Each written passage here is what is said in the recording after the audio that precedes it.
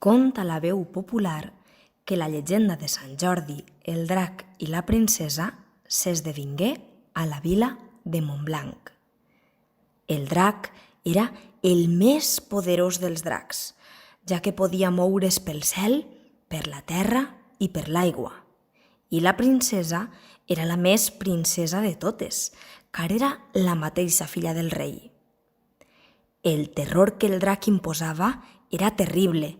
Cada dia devorava un parell de bens. Quan li donaren bous i cavalls, tampoc en tingué prou, fins que calgué sortejar persones per a la fam de la bèstia.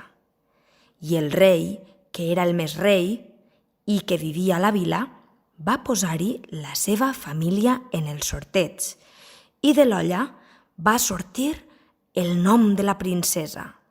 El rei va acceptar el destí i no va voler cap canvi per cap altre montblanquí dels qui s'oferien.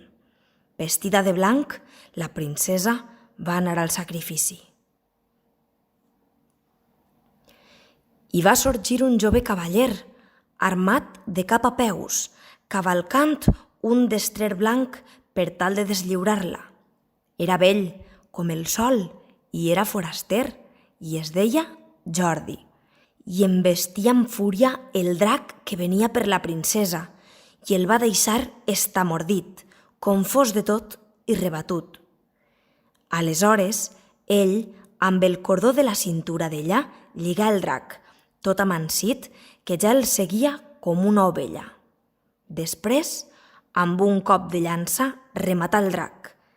En morir, es va fer fonedís a terra. I on el drac s'ha fos, neix un roser de roses roges com la sang. Sant Jordi cull la més bonica i l'oferix a la princesa. Munta a cavall i entre els crits de joia travessa la muralla per la porta que ens recorda aquesta gesta. Encara avui és coneguda pel nom de Portal de Sant Jordi. I tot això va passar davant els ulls del rei i els montblanquins que contemplaven aterrits el combat.